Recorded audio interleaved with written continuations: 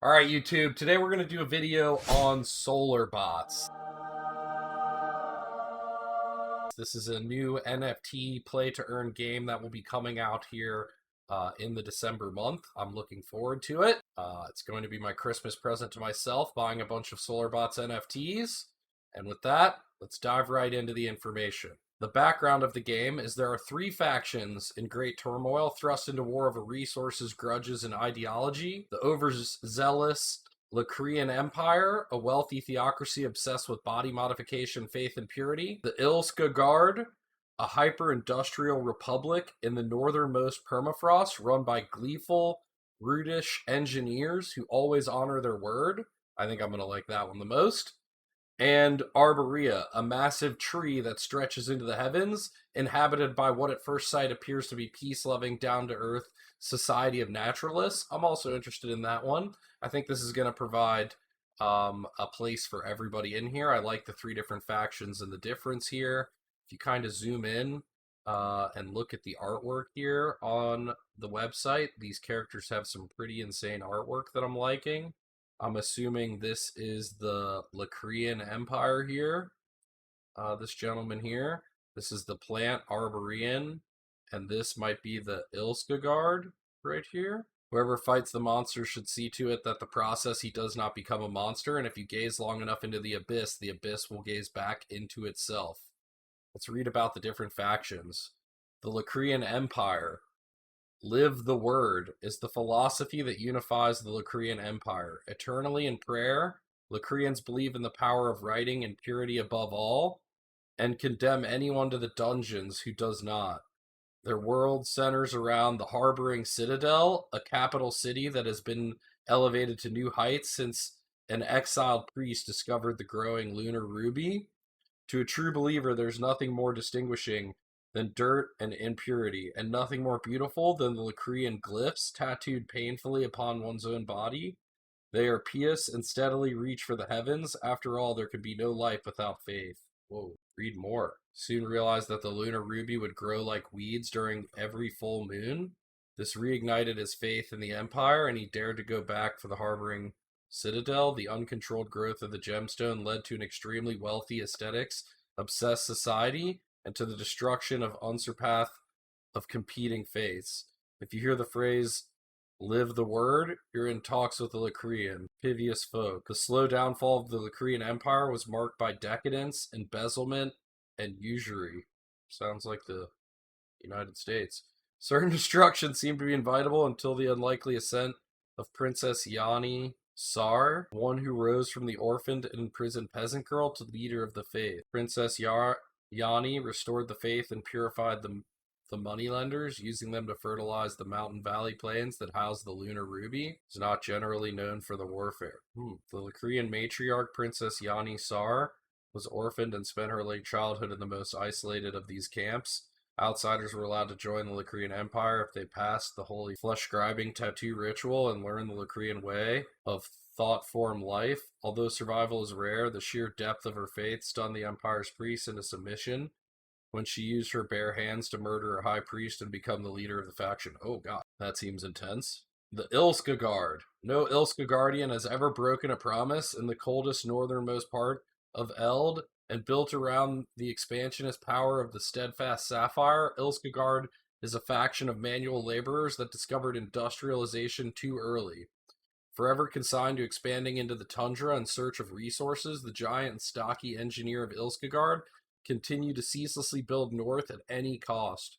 Work to the bones of the work. Alongside the snow-covered Ilskagard railroads, corpses of explorers frozen in place point towards the glaciers in the distance. Oh god.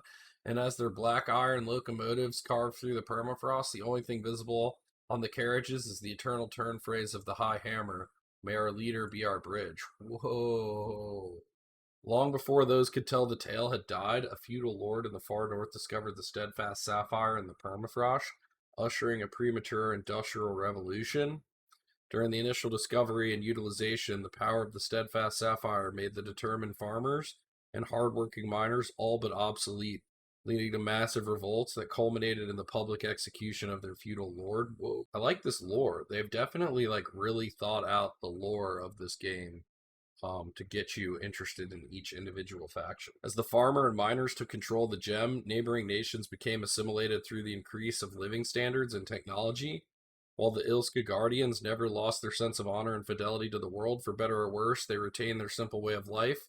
Labor became their form of active prayer, and you won't find evidence of an Ilskagard tarnishing a promise. What that's called when it's wisdom and action, cause something, I don't know. I don't know. What are they trying to say there? Only in the rarest of records you'll find note of a nation ruled by a bank called the Hanging Garden, which was withholding lumber from Ilskagard, an extremely rare commodity in the icy tundra of the far north.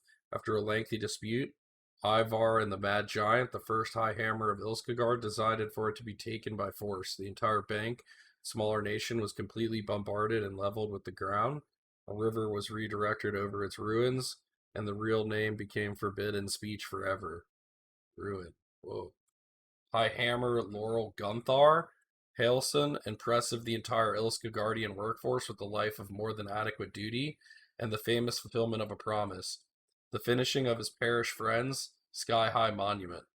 Old Scratch then surprised everyone further by climbing down the gigantic tower himself, even after becoming seriously ill in the lofty, cloud-piercing building, ascending to royalty as High Hammer.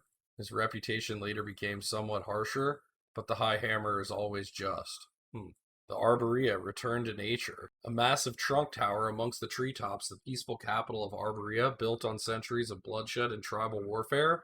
While the Arboreans are deeply rooted with nature and easily accepting of outsiders, they do not shy away from using locusts, acids, and fertilizer bombs, and even plagues to defeat those who suppress their naturalist aims. Arborea and its inhabitants have long ago resigned themselves to ecology, refusing any belief in personal free will or the artificial. Everything they know and accept has already been inherited from distant ancestors, written in the leaves or whispered by the withering emerald. Flowers calling you home. Long ago, primitive forest-dwelling tribes began their pilgrimage to an overgrown eon gem, which, as far as they're concerned, has always been there. Guided by the haunting voices of the writhing emerald, the tribes of Arborea began amassing wood from the forest and building a tree around it, one that stretched to the heavens. The elder tree later formed the foundation of Arborea as we know it. Wow, I like this. Now that I can get writhing emerald right, only took me like 6 tries. Arborea found their utility in the Solarbots while sinuing through the genetic code of the land, a process known as earth weaving. They were also the first to crack the code of the Solarbot cipher, known as Koro, which was generous assistance to all factions. I like them, but I like everyone. In the beginning, Arborea was split into sections under various tribal warlords, engaging in bloodshed over the supernaturally immense Elder Tree. They were later unified by the charismatic hypnosis of the new leader, who was the first to enter into a pact with the giant golem, something she hides in plain sight as she bathes it in sun water.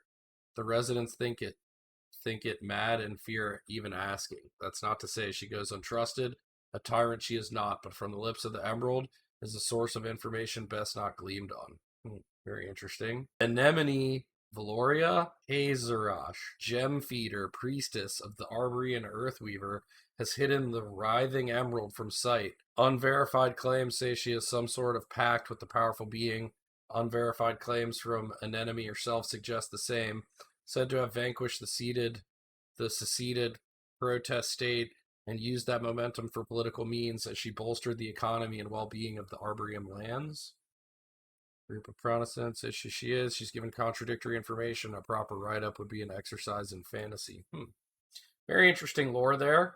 For people that are interested in the mint and want to score some of these NFTs, a warning to all citizens, the Sundering has shattered the barrier between planes and the existence. The abyss has been unleashed upon Eld, breaching the capital cities of 3 factions with unknown horrors. Solarbots is an interactive social metaverse and storyverse that blurs the lines between gaming and reality. Bravely board the fickle coin of war and war and peace and fight back the abyssal hordes in the last stand effort to defend Eld. Are you ready, pilot? Your baptism awaits. Early bonuses. Limited edition Solarbots MK.1. Unique collection forever. The only bots that gain stake in metaverse governance through token emittance. special role, and access to VIP Discord channels. 1 mint equals 1 full hand of Solarbots, a full team of 1 tank, 1 support, 1 melee, DPS, basically damage dealer, and 1 range damage dealer. At a cost of 0.05 ETH per Solarbot, and you're getting 1, 2, 3, 4. So a total cost for a team is 0.2 Ethereum. You should click there and join the Discord of the project, get involved, be active in the community, help the community grow. That's how this project becomes successful, not from a bunch of people just trying to flip NFTs. I'm actually very interested in the lore and this game and how well they've thought through it. We're going to do more videos on the white paper in the future. This is just kind of an introductory video, what's coming with the mint here. Here's a little bit of the roadmap on the project here. Q4 2021, like I said earlier, the collector edition Solarbots sale. Hopefully that's before Christmas. It's going to be my gift to myself. I'm going to buy as many MK1 Solarbots as I possibly can. Q1 of 2022, the first unlock of collector's edition Solarbots. Launch of Solarbots 0.0.1 pre-alpha combat test MVP for collector's edition Solarbots. So if you score some of these collector's edition Solarbots, you're going to be able to get in the alpha test MVP in Q1 of 2022. Also in Q1 of 2022, there's going to be Capital City Player and Guild Housing Plot sale. Super excited for that. Lucid Esports United is definitely going to have to get a housing plot, right? Guild Housing Plot, Capital City Player. I'm going to need to get personal housing for myself, right? Q2 of 2022, community contest and events. Start of backstory web novels. Solarbots pre-alpha combat test MVP updates and patches. Out of capital cities land sale. So outside of the capital city, further land sales will be done in Q2. And they'll also be making updates, I'm sure, from all the Q1 play of Solarbots for everybody who got to get in on the alpha test. Q3 and Q4, so wrapping up the second half of 2022, additional social in-game elements, addition of Solarbot crafting system by the end of next year. I feel like this is so well planned, so well thought out. The roadmap is so detailed here, everything they're giving you, and it's going to execute quickly. Their plan is to execute quickly. I mean, we're talking 12 months from now. We're talking about social in-game elements, crafting systems, adding P2E element to Eld.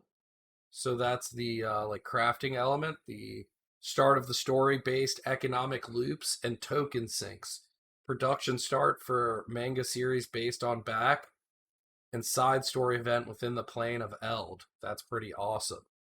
2023 and onwards, release of Solarbots 1.0, including PvP combat. Start production of anime series based on previous web novel and manga.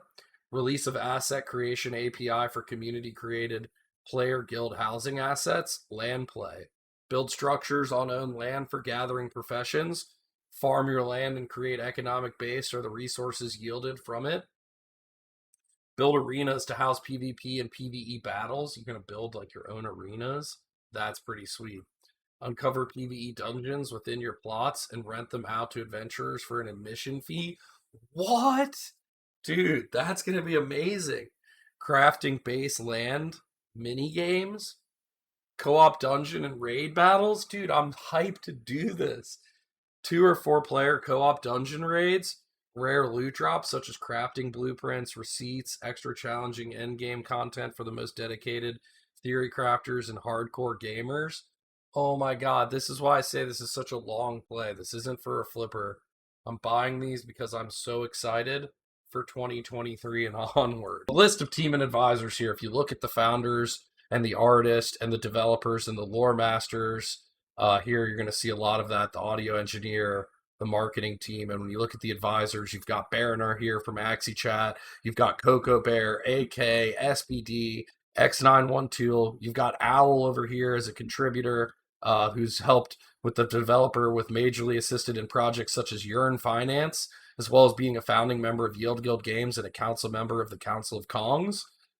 When you look at the team, in the background of everybody that's putting into this. This is a clear, well-built project, and I'm happy to be a part of it. Going to be minting as many of these teams as I possibly can. If you like the video, we're going to do more. We're going to dive deep into the white paper. Here in the next 2 videos, we'll be going over the lore, what Solarbots are. In the next video and the video after that, we'll be doing the economics and more detail on the roadmap. Please hit the like, subscribe, comment down below. We appreciate you for watching the video. If you liked everything that you see here, please hit that subscribe button. Peace 'em out.